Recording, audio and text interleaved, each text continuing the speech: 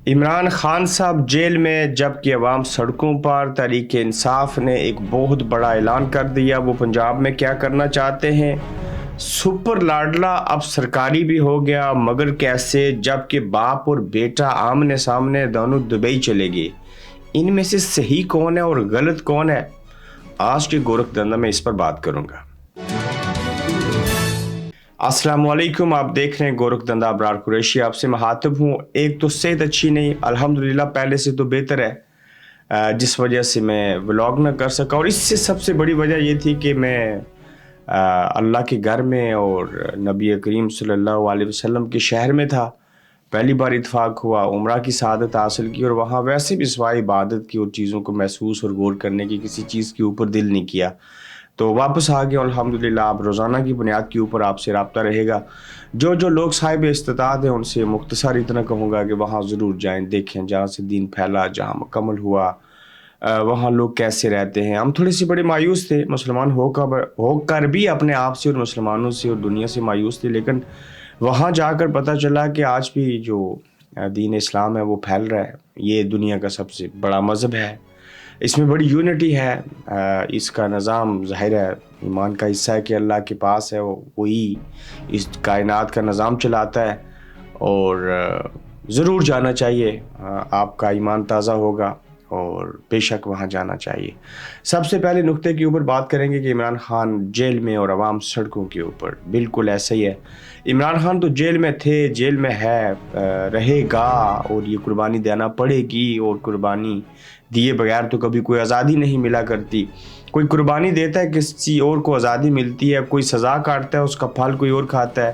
یہ درخت عمران خان نے پاکستان کے عوام کے ساتھ مل کر لگائے، ہو سکتا ہے ان میں سے کسی ایک کو بھی زندہ ہوتے ہوئے پھل نہ ملے، یہ سارے دنیا سے چلے جائیں، اور بعد میں جو ان کے بچے، ان کے پوتے، کوئی نواسیاں نواسے ہوں تو وہ شاید اس محنت کا پھل کھا لیں۔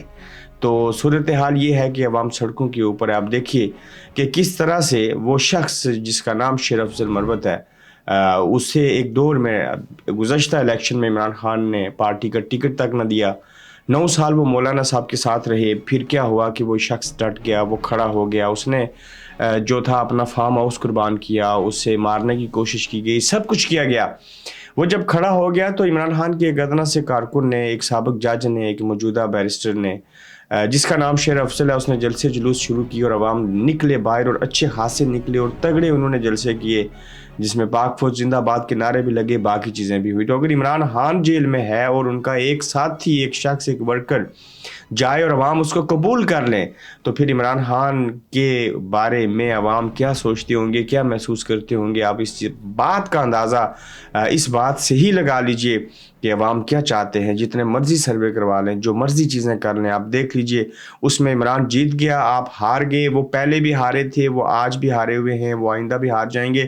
الیکشن یہی صورتحال رہی تو ان کی کام پہ ٹانگ جائیں گی، یہ نہیں کروائیں گے۔ میاں صاحب بھی پیچھے بھاگیں گے، اور میاں صاحب کے جو اصل وارث ہیں وہ بھی لڑکھڑا جائیں گے۔ یہ چند لوگ ہیں، کب تک کیا کیا کچھ نہیں کیا انہوں نے، اور مزید کیا کریں گے آپ بھی دیکھتے جائیے، ہم بھی دیکھتے ہیں۔ تاہم عمران خان جیل میں اور عوام سڑکوں کے اوپر ہیں، اور اس کے ساتھ ہی تحریک انصاف نے یہ بھی کہا کہ ہم 2 دنوں کے بعد اعلان کریں گے کہ ہم پنجاب کے اندر جلسے جلوس کریں گے۔ اب کے پی کے کا علاقہ تو پتہ ہے عمران خان صاحب کا ہے، پنجاب بھی انہی کا تھا، چونکہ انہوں نے خود حکومت ختم کی، اس سے قبل انہی کی حکومت تھی۔ 37 سیٹوں کے اوپر الیکشن ہوئے تھے، 35 پہ عمران خان نے الیکشن میں کامیابی حاصل کی تھی۔ اب دیکھنا یہ ہوگا کہ 2 دنوں کے بعد جب پاکستان تحریک انصاف اعلان کرے گی کہ ہم پنجاب کے اندر جلسے جلوس کریں گے، تو یہ جو پاکستان کے عوام، یہ جو پنجابی لوگ تھے، یہ جو پٹھان نہیں ڈرے، پشتون نہیں ڈرا، اور یہ پنجاب والے جو ہیں، جب اعلان ہوگا تو کیا یہ ڈر جائیں گے؟ یہ بریانی کھانے والی قوم، یہ سری پائے کھانے والے لوگ، یہ باجورت، یہ دلیر، یہ مزدور، یہ محنتی، یہ جفاکش لوگ، یہ ملک اور قوم اور مذہب سے محبت کرنے والے، کیا اپنی سیاسی جماعت کے، اپنے لیڈر کے کہنے کے اوپر جماعت کے ساتھ تعاون کرتے ہوئے باہر نکلیں گے؟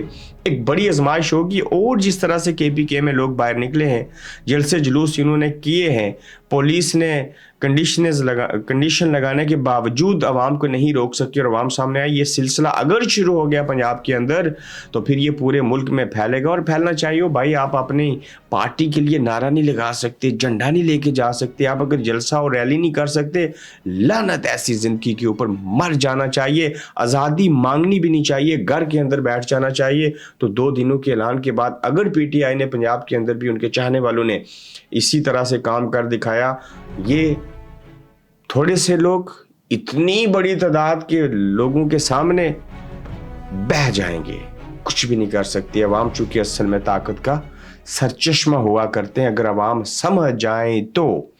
اب دیکھیے کہ سپر لاڈلا اب سرکاری بھی ہو گیا.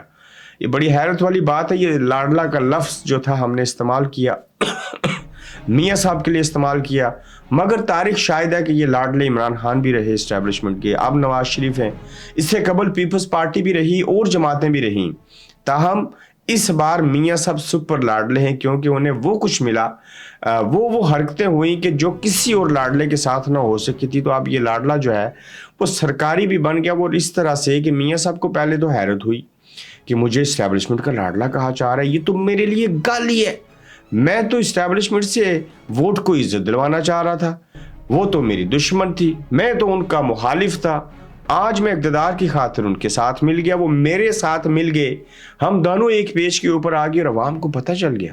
یہ میڈیا والے لوگوں نے سب کو بتا دیا. اور اب کور کمیٹی کے اجلاس ہوتے ہیں, نواز شریف صاحب کوشش کرتے ہیں کہ یہ تاثر, یہ زائل کی جائیں باتیں, یہ ختم ہو جائے سارا کچھ کہ میں کسی کا لاڈلا ہوں.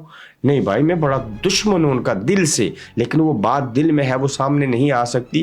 تو اب سرکاری سطح کے اوپر بڑے بڑے ٹیلی ویژن کے اوپر بھی بیٹھ کے یہ چیزیں ڈسکس ہو رہی ہیں, اور بتایا جا رہا ہے, ثابت کر دیا گیا کہ یہ جناب پہلے سپر لاڈلے تھے, اب یہ سرکاری خطاب مل چکا ہے کہ میاں صاحب اسٹیبلشمنٹ کے لاڈلے ہیں, اور میاں صاحب اسٹیبلشمنٹ کے ساتھ ایک بڑی ڈیل کر کے آئے ہیں. میاں صاحب وزیر اعظم بننا چاہتے ہیں, وہ ان کو وزیر اعظم بنانا چاہتے ہیں. عوام ان کو اب تک منہ نہیں لگانا چاہتے. تھوڑا سا اثر ہوا, لیکن وہ اثر اتنا باثر نہیں کہ اس کے تحت میاں صاحب اتنے ووٹ لے سکیں اور برسر اقتدار ہیں. یاد رکھنے والی بات یہ ہے, میاں صاحب کے ساتھ 2018 کے الیکشن سے قبل 2013 میں 2 تائیں اکثریت سے آئے, عوام نے ان کو ووٹ دیے, عوام نے ان کو پسند کیا, ان کی حکومت نے اچھے کام کیے. یہ بات اسٹیبلشمنٹ کو بری لگی, اسٹیبلشمنٹ نے ان کی حکومت ختم کی, انہیں غلط فیصلہ دے کر ان کے نااہل کیا گیا, انہیں جیل میں ڈالا گیا, انہیں اذیت دی گئی. وہی باتیں پھر عمران خان کو لایا گیا, مینج کیا گیا الیکشن, ساری چیزیں ہوئی. پھر میاں صاحب کی طرح عمران خان کو جیل میں ڈال دیا گیا, ساری حرکتیں ہو چکی. اب میاں صاحب نے ڈیل کر لی, عمران خان جیل میں ہے, پہلے میاں صاحب جیل میں تھے, عمران خان کے ساتھ ڈیل تھی.